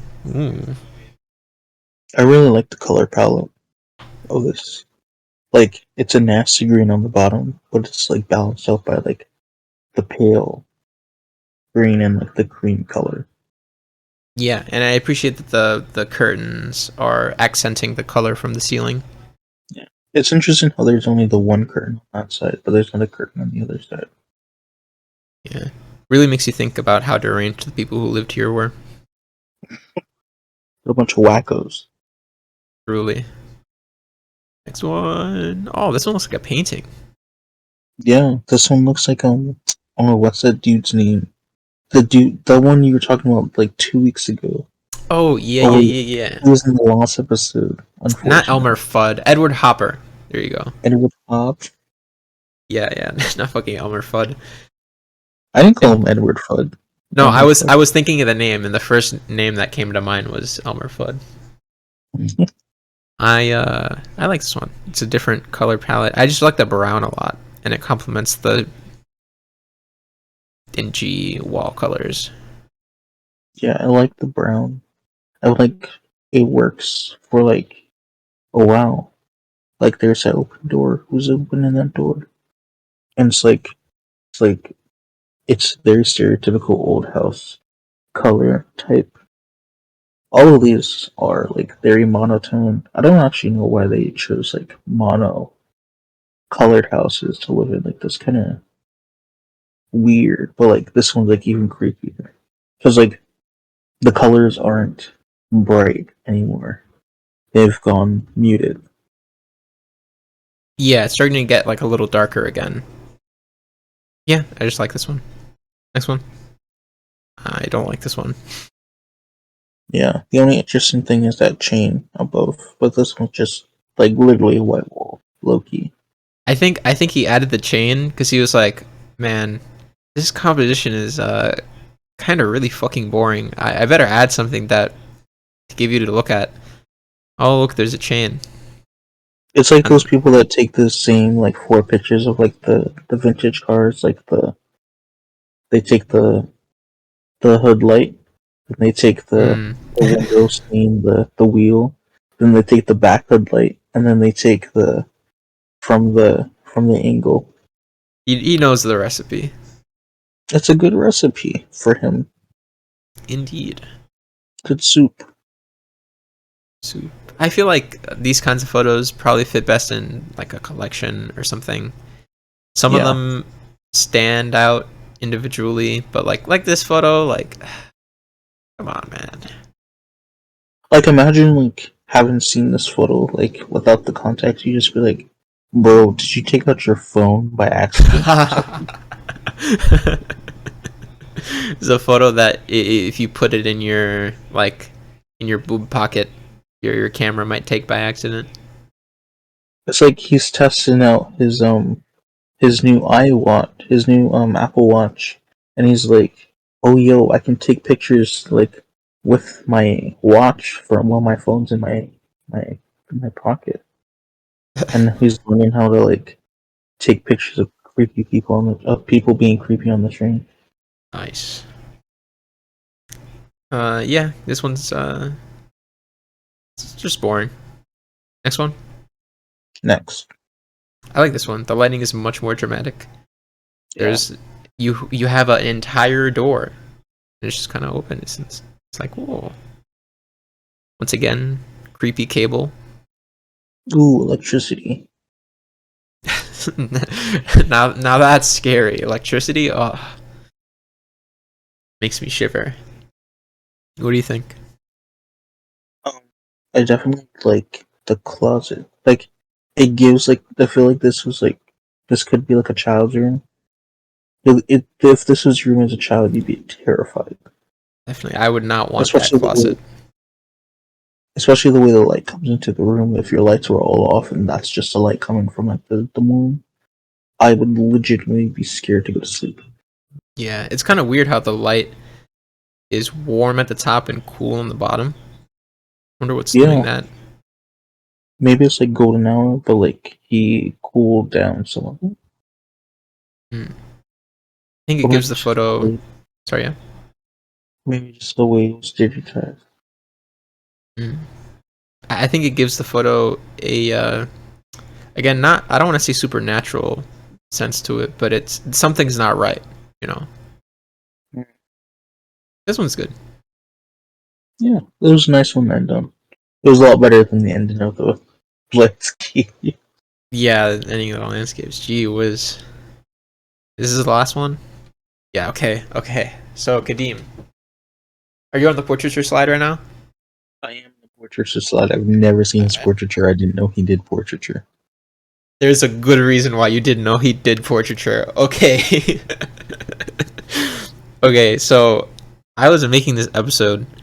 I was gathering the slides, and I was like, "Oh, interesting." On his website, he has a section for portraiture, and it's like up there alongside his other work. Like it's in the. It's not like he has it tucked away. Like he has it about just as much front and center as he has his landscapes and as he has the work he did with homes outside. And this is what really made me feel compelled to make this episode longer and spend so much time looking at his other work in order to think. I think his other work gives a lot of context to his portraiture work, and yeah. So I not subliminally. I've kind of talked shit about it already, but I don't want to say too much more. Or I'll let the first few slides speak for themselves. Ready for the first one? Okay, All right. that's okay. He That's what I could thought too. use a better angle to like, or maybe come closer, move to the right, get her hair from a different angle. Also fix her hair a little better. Um, Yeah, but yeah, it's not bad. It's it's not not great either. offensive. Yeah, there's nothing like spectacular being done here. I so I guess I was looking at his portraiture and I was thinking like, damn, Kadeem is gonna have a fun time with this because I know you're a bigger portraiture head than I am, and I know that if I see something that is interesting to say the least, you are ooh. But yeah, Oh I had boy. the same. I had the same reaction. Sorry, say that again. I said, oh boy. I had the same reaction to this one. It's just yeah, inoffensive and kind of cute. It's more of it's something that you would see like on Instagram from Yeah, a regular portraiture photographer. this is like the the Pinterest. I want to change my hair color type of photo. Yeah, exactly, exactly. Nothing's crazy with the lighting here. The background is just literally black, and that's okay. The posture is like the posing is interesting, I guess. She's attempting to do pose, but it's not really doing much. Yeah. Well, for the portraits, I think we'll probably have to go through a little faster with them, but it'll be fine. Feeling like next one? Next one, yeah. Okay. Oh, it, is this gonna be a trend? What I will say is that I wish this were the trend. You wish. Again, this is like I wish she was doing something more, but yeah, it's not the greatest. It's not the worst. Could Yeah. be worse. And once again, Again, relatively inoffensive. wish like she didn't like he like made her hair. Like he was gonna take a picture of her hair. Like if that's the focus, then like make it compelling. I don't know. I Yeah, don't her have hair much isn't to like. say. Sorry, yeah. I was just saying I don't have much to say. It's not much going on. Yeah, her. What I like in this photo over the other one is that her hair looks a lot better, and I guess I could be like the subject of the photo. I mean, obviously she is, but I mean, she's also not because you can't really see her face much. Yeah, it's like truncation. I think the truncation that's like basically just like blocking out plate like areas of someone's face with like something. And so in this case her hair is truncating her. And it makes it more of the subject than her herself. Because if her eyes were in there, the subject would be definitely her. But like because her face is truncated, it's more of her hair and like sort of like the shape of her body more than it is like of like this is just a portrait. Interesting. I didn't know anything about truncating, and that makes perfect sense. Yeah, and it's interesting. She's wearing like the same kind of clothes. It's like that. I have no idea what you would call it. Like blouse, maybe. It's like a handmade type of like dress thing. Hmm. Feeling like the next one? Wait, what are your thoughts? Oh, sorry. Did I not give them? I like the. Oh, what is it? I like her hair over the last one. It's inoffensive as well. There's nothing really like crazy about it. It's like it's the basics. Good sharp photo. The black background looks. It's a black background. It's I don't really know what it's trying to tell me about Yeah, a person. exactly. This Like inoffensive comment that you keep on making is very interesting. you sit tight, buddy. It's coming. Um, I think if like the clothes were more like historical, it would be like, oh, it's interesting. It's like a timepiece or something. It's like capturing an era. Any of the Yep. portraits that you showed last week, I think beat this one. and the last one. I feel like any of the worst purchase from any of those people last week, from any of those guys last week, would beat this. I you like the next one? Yeah. Okay. Oh, it's gotten better. You can see her face. Nice shadow. Kind of harsh. Um, my my reaction when I saw this on his website was, boy, what the fuck? Yeah, she's kind of like staring into your soul, like I'm hurt. Bro, this is like, this is whack. It is.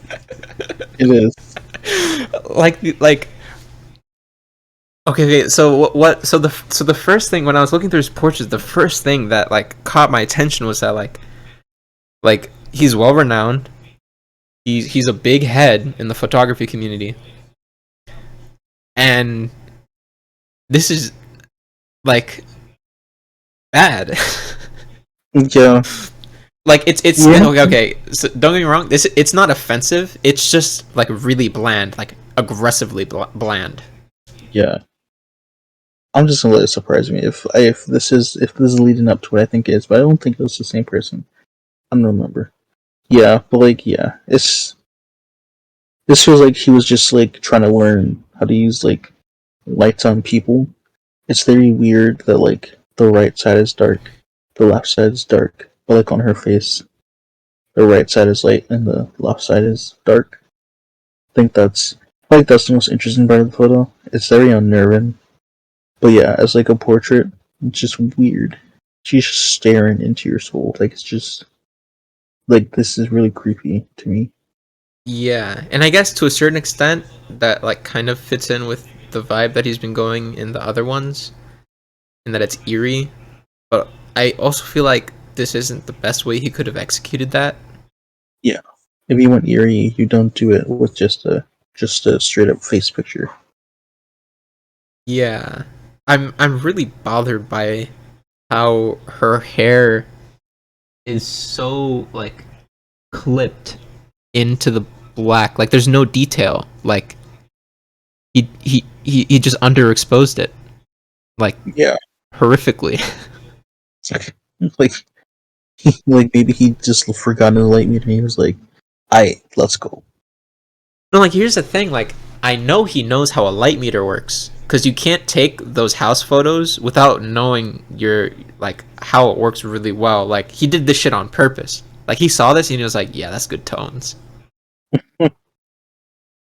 Yeah, I don't know, bro. I don't know what he was thinking. This is Bro, just given. Maybe he started here and he was like, "Yeah, nah, I like these. I like the wall behind her a lot more." listen, bro. Do you, do do you need to take a sip of water? I think I need to stop looking at this picture. It's just Yeah. creepy. She's staring me in the face. I'm like Listen, sitting bro. in the dark. You guys can't see Uh, me, but I'm sitting in the dark and it's just like, yo, what the hell? I'm gonna do you a favor, bro. You should if you want to get a sip of water, you should do it now. Okay, Listen, you're bro. next one. Yeah. Oh, oh man, it's getting edgier.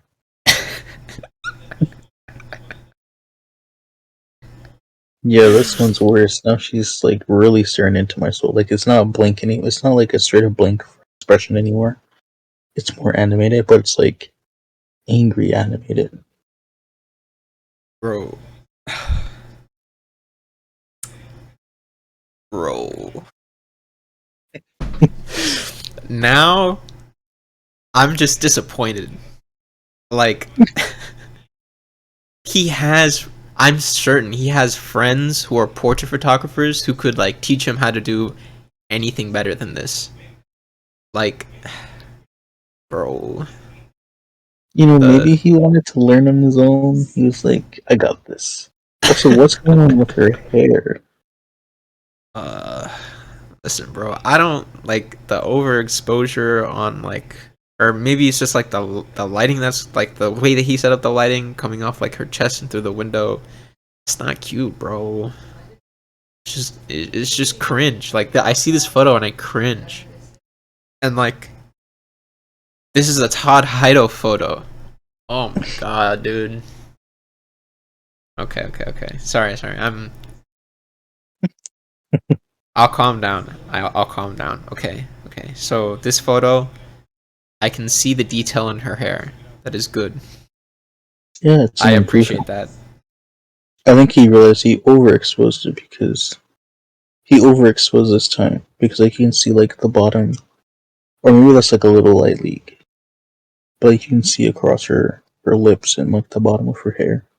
It's a lot lighter than everywhere else. There's just random splotches of, like there's lighter places, and it's definitely not like because of the exposure. It feels like something happened there. Yeah. I Imagine having a podcast on your picture. what do you mean? He has light leaks on her face. Could not be me. I don't know how they managed to do that in a photo, a whole podcast. I mean, it's kind of impressive. You know what? That I think that saves his photo. That's actually pretty impressive. Thanks for promoting this, dude. You feel like the next one? Yeah. Okay. So Okay, it didn't get any better. It got worse. it was at this point when I got through his portfolio, I wrote a fucking manifesto. I want to share with you my manifesto. I wrote, I admit I probably have a bias that makes me uncomfortable with nudes or like overt sexuality in photos or something. And I know anything is art and there's beauty in the human body and we should be proud of our bodies and there's nothing to be like stigmatized about. But I can't shake the feeling that photographers, man or woman, who have naked women as their majority of their portraiture are super fucking sus. You can you can argue it's for the art, but when and I think sometimes that's a valid argument that makes it not sus. But when your photos look like this, that's not an argument you can make. Yeah. And the same goes for the avid fans of this kind of photography, the people who are like, "Oh my god, I love this work," on fucking like Instagram, or all the fine art people who soy over this. And maybe I haven't seen enough photography of that kind, or and that's the point of the podcast to introduce me to that kind of to all kinds of photography and like learn to like the good stuff better. But this ain't it. And to those of you watching, don't worry, we will do nude photography in the future, and we will show you what good stuff looks like. Today's not that day. I don't think that's allowed on YouTube. No, it is. It's like educational, and if I censor it, we should be fine. I'm not gonna like. I'm not gonna not censor it. But yeah. I see. Okay. Cool. So yeah, I went Joker mode when I saw this on his portfolio. I just have no thoughts. It just feels like, yeah, there was a girl that he wanted to see naked, so he was like, model for me. That's really the feeling that I get, and I don't know if you noticed. I noticed this because someone commented that like they're all in like hotels, like this looks like it could be in some shitty hotel. This looks like it could be in a shitty hotel, but like it's just weird, dude. Yeah, I don't like it. I was trying to see the good in it, but I just can't. Like the photo the window being so blown out, it's disgusting. It's gross. Yeah. Like, why is it in black and white? Why is she nude? How does that help the photo? I mean, she's not completely nude, but like, why is she posed like that? What was that? She's approaching there. Yeah. This just feels like something like you take when you're first starting. Like this feels like, minus the nude lady, this feels like something I took when I was first starting, when I didn't know anything.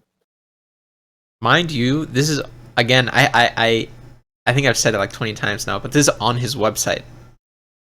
Like this is the shit. Like I would not put this on my website. I can understand that you can have made shit photos in your past, but when you're Todd Hido, I would not allow this shit anywhere near like the public eye. I'd be ashamed of this work. Yeah, Yeah, let's look at the next one because you said the next one. yeah, I don't have any. You're gonna start regretting clicking the next one. I, like a goofball, decided to check out if he has an Instagram. Turns out he does. It goes back very far. He has photos all the way back to like 2012, 2013. And I looked specifically for his portraiture. An interesting thing about his portraiture on his Instagram is that it's not there. Oh, At least recently. After like 2018, none of the photos he posts are portraits. But if you go back, especially to like his 2013 era Instagram, and they're all still up, most of his photos are like portraits. So yeah, what are you anticipating from these photos, Kadeem? What do you think so is what gonna you're happen? wait, hold on. So what you're telling me is what we were looking at was recent portraiture. Wait a second. Can we roll that back? For reference, when do you think his first project on Holmes came out? The shit that made him famous. Didn't it come out in like either like 90s or early 2000s? It was 2001. 2001. So he blew up and became a famous photographer around that time. And then he started And doing portraiture. he was probably doing portraiture before. Oh. But yeah, the stuff that I showed you is recent. Wow. Yeah, wow. And the stuff that I'm about to show you is 2013 stuff, 12 years after his breakthrough piece. Okay. And this is what he had to offer into the world. What are you anticipating? I'm excited. I'm on the edge of my seat. I am ready for this. All right, let's hit the first one then. You sure this isn't like a college girl's Instagram? Like this is like a 21-year-old who just got a point and shoot because they saw it on TikTok. They saw their favorite TikToker using a point and shoot, and they got it. Bro, I swear to God, you go to his Instagram and you find this shit. It's like I put these. So normally I put one photo per slide, but honestly, I don't respect this as art enough to give each one its own slide. Like look at this photo on the left. What the fuck? Follow my film only account. What's a film only account? Sorry. It's pretty much just like as someone who's been doing photography for a while gets like a 35 mil or a point and shoot, and they just start taking random pictures, and they think they're good because they're film photos, and so they just put them on Instagram, but it's like not like their normal work, and so they just put it on a film only account. It's just like really bad photos because it's film. It's cool. Yeah. This shit is embarrassing, honestly. Why is she out of focus, dude? Why is nothing in this photo in focus? Also, I think I mentioned this already, but as you may have noticed, all of his portraiture is of women. I'll bring this up later. I'll bring this up later when you have more examples. I don't even think I want to give any more critiques. I just want to see these because I only have any problems. Yeah, there's not much to critique here, really. Let's hit the next one. Okay, yeah. The one on the right is a very suspect angle. Next. Oh, jeez, that smile, bro. Yeah, fuck this. Next, dude. Why?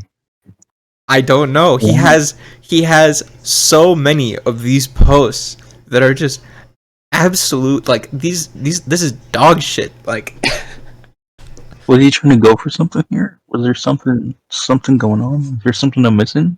Am I not a connoisseur?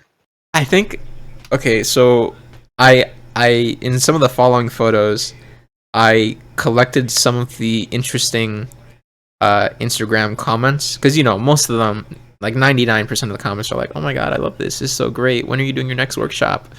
But some of the people, I think, had neurons that were firing, and they posted like actually critical comments. And one of them, I think, talks about what the theme really is with a lot of these photos.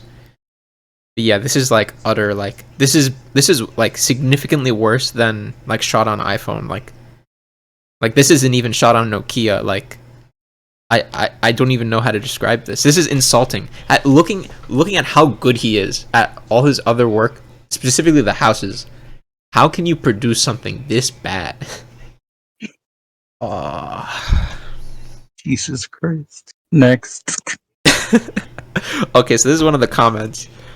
So he posted this photo, and someone commented, "That is the most original photo of an underage-looking, half-naked girl taken by a middle-aged man. Not." And then like a crying face and a poop emoji. Dude. He didn't respond to this, of course. Well, you couldn't reply to. In 2013, didn't have replies. No, he replied to some other people's comments. Oh, interesting. Yeah, he just didn't reply to this one or some of the other ones following. I think Yeah, wow. yeah, if you hit the next one, I think like seeing these comments, it like some buttons started connecting in my head. Someone commented, "Oh, how old is she? OMG, you need to stop." Like it is interesting that all of his portraiture is women. All of the women are pretty young. I'm not claiming that any of them are minors or anything, but like you agree, right? Like it's a little sus. It's sussy. it's sussy as fuck. Like they're all pretty young. You hit the next one. Someone commented, "Your models are so young. I don't get how the photography world supports this. I had to stop following you around this time. I had to go back to see if my judgment was right. I loved your work until I saw all of these young girls in hotel rooms in your Instagram, and then seeing grown men saying this is sexy is really crazy to me." This is the most sane person on the planet in all of his comments. Like, I mean, apparently it's really common for like this kind of like weird stuff because like there was I don't remember his name. I watched a video about it by Jamie Windsor. Go check him out. He's actually a cool YouTuber. who? Jamie Windsor. Nice. He made some video about like connecting art to like the action of the person, and he was talking about some like this dude took like these really like I think his most famous thing. I'm not really sure. Don't quote me on this. But, like his most famous thing that I can remember is like he took pictures of like these quadtuplets, like or it was just like sisters every year, like on the same day every year for like 40 years or something like that. And he just had like this span of like their entire life, and something came out about him about like sexual harassment something, and then people were like, yeah, we can't like, and it's like, very common in the photography world apparently, like that people do this weird stuff. Yeah, I feel like something that people don't really acknowledge is the fact that when you're a photographer on a shoot, especially a big name photographer, you have a lot of power. Not just obviously like in the work that you do, but also like socially. Like, I think there's kind of this meme that like photographers ask models to do photography so that they can like sleep with the model, but like I don't doubt that there's a large grain of truth in like some of that. Like I feel like this is what gets me so sus about like photographers whose portraiture is mostly women and like especially like nude women, is that like it just seems like predatory kind of, or like it's just weird. Like you do you like are you like that infatuated with femininity that you really can't like take a photo of something else? Even like on Instagram, like I feel like most models are only girls, but that's because like to the average person, that's what gets like clicks. Yeah, and there's that other element of like that's also what the market demands to a certain extent. Like, no matter like your composition could be dog shit, but like if you have titties in your photo, people are gonna like it because people are like horny goofballs.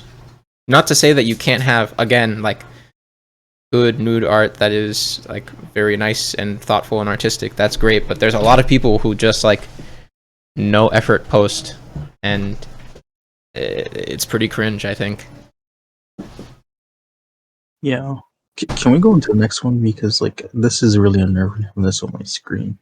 Yeah, that's fair. I probably shouldn't have left this one on screen for so long. This one's probably worse, but someone commented, "Do you ask them to wear wigs, or is it their idea? Are they meant to hide their true modernity and identity?" I don't know what the modernity shit means, but the reason I put this comment here was this part was just said where it seems to be that what your subject photography is attempting to do: erase the identity and time of the women you photograph down to parts, desire, and an era when they were easier to control.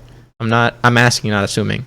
And of course you responded with some bland shit that you could read, but I think I saw this comment, I think that connected a lot of the dots for me, that for him that seems to be a very common theme in a lot of the photos, where the women are in very like sexualized positions, and they're like, the photo is sexualizing them, and they like, in a lot of them they just look like depressed or like down bad. Like, Yeah. it's a very disempowered view of women that he consistently takes in these photos. Like none of them have ever, like, except for that one first one on the right, they've literally not been in focus. Except for the one right before it also. Yeah, that's interesting. It's literally not even focusing on the women. God I damn. wonder if he was trying to go, like, maybe he was trying to give like a social critique, but I don't know. Hopefully. And hopefully he's not a weirdo.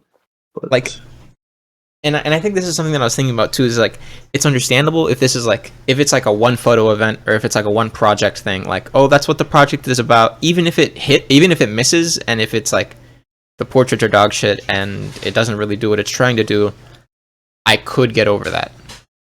But this is his entire portfolio of portraiture. He keeps doing it.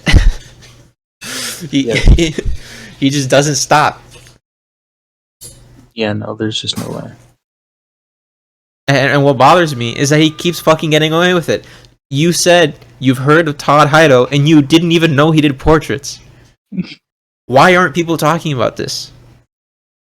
I don't think anyone ever. Because most people don't look at websites, and I feel like something from Instagram, like a decent while ago, like, I feel like I don't scroll down on most people's page. Like, unless they're like maybe like 30 posts, like I'll scroll down. But like, I definitely don't scroll down, and so like feel like, and also something like this, I wouldn't look them up on Instagram. Yeah. So I think personally for me, that's why I don't know. But like, especially like, most people are finding out about these people through like photo books, and they're like, oh, let me look at that photo book, and they'll get like other photo books. But I doubt this type of stuff is like a photo book. This feels like, yeah, I need to put this on Instagram so that they don't get mad at me. Like, I told them that I was gonna put them on Instagram or something, like as part of the contract or something.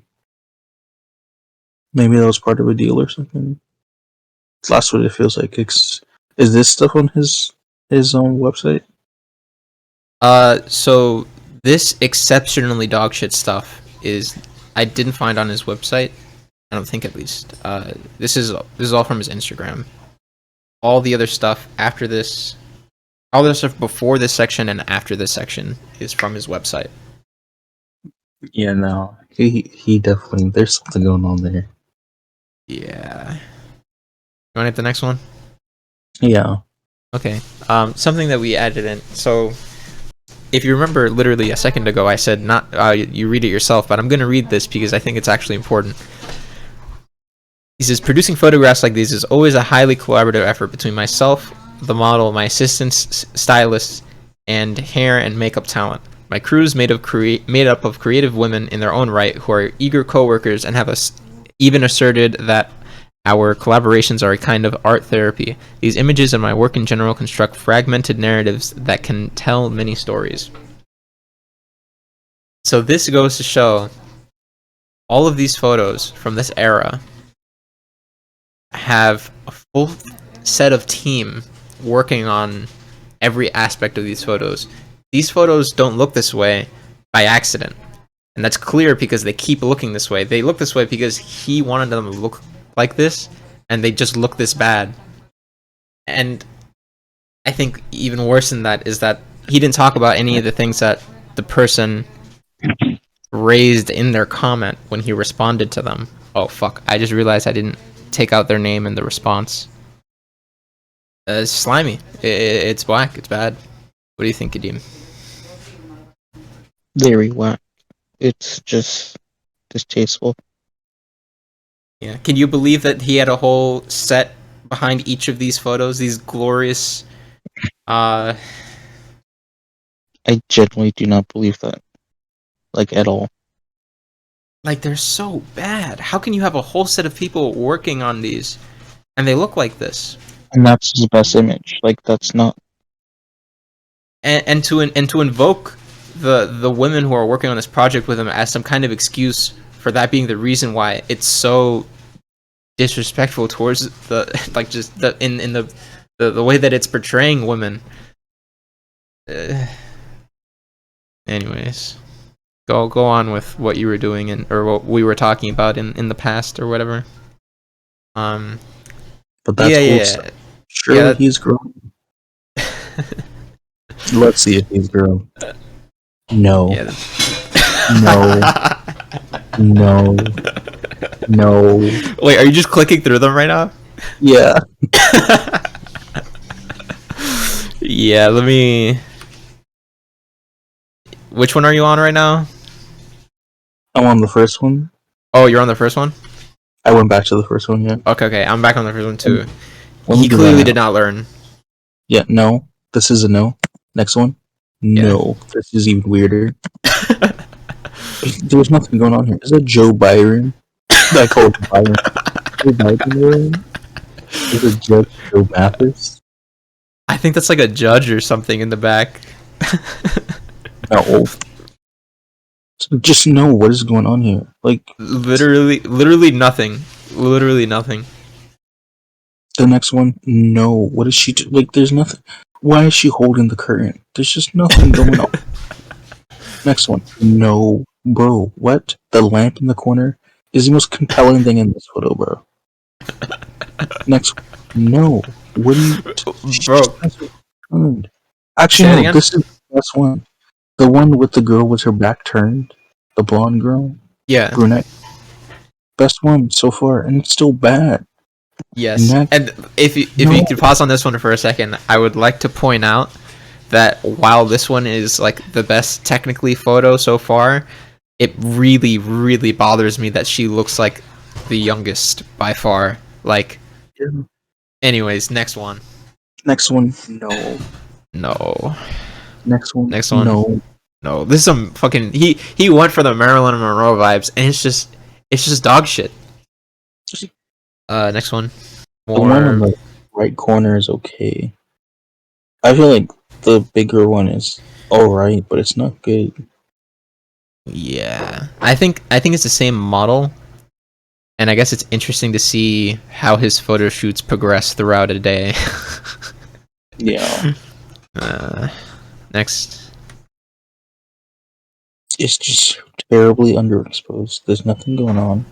I would like to point out that you can't see it because of the censoring, but the shadow cuts like straight through her boob, that it's like halfway through, and I'm just imagining during the shoot, like she's like set in a position, he's like, oh, can you like turn to the left a little bit, can you move to the right a little bit, and like in her head she's saying like, why is he asking me to do that? I wonder, and in his head he's just like being Todd Hido. You ready for the next one? Again, nothing going on. Next. Yeah. It's just nothing. She's clothed now. She's clothed now, at least. Yeah. That's a big improvement. they traded the nudity for going even more into that like disempowered woman vibe. Like this one and the next one, I think really show what he's. This one, the next one, and the one after show what he's going after in terms of that vibe that I was talking about, where it's like it's kind of weird. It almost feels like a fetishization of like.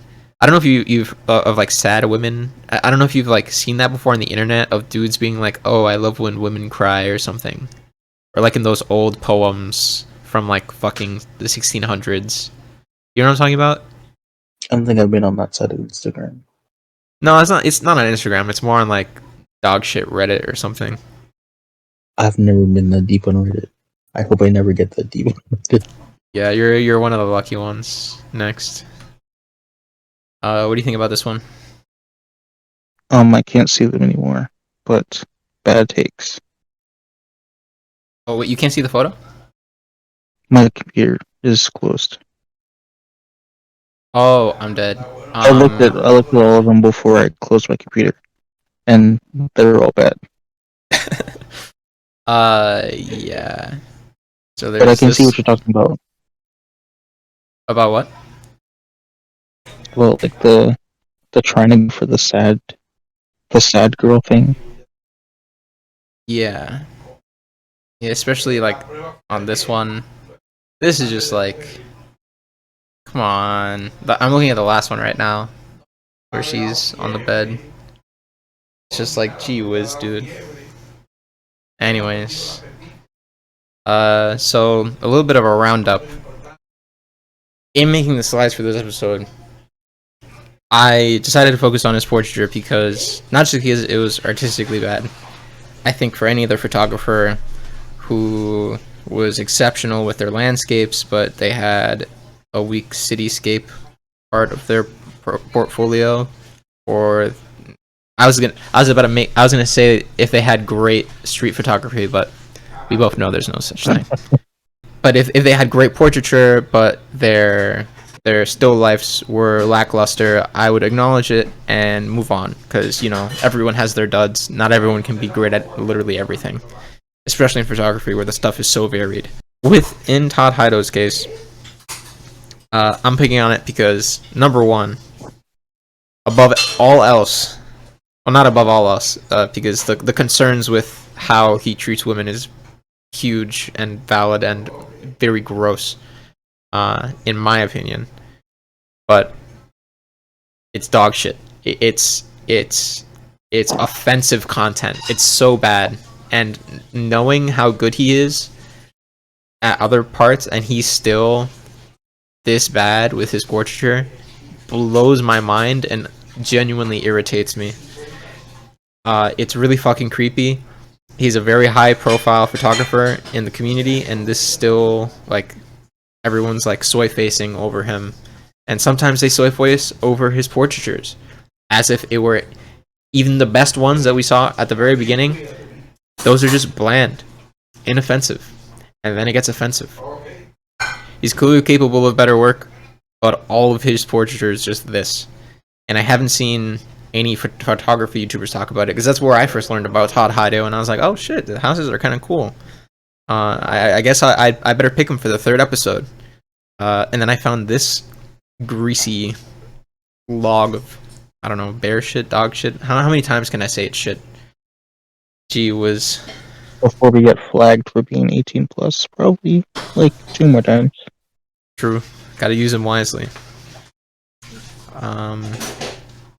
I didn't want to end the episode on a super cringe or sad note. I found this meme on Reddit. I think it was on Analog Circle Jerk. It's a Todd Hido photo. You know, you got the fog, the glow. You know, Pornhub. Great stuff, Todd Hido.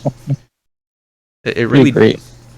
And it's really different from the rest of your work. I like how far into the green you went this time. And see you in the podcast. Their socials. Well, it's just my socials. Still can't have Kadeem. Maybe one of these days. Not yet. One day. Yeah. Normally I would put the artists' links and shit, but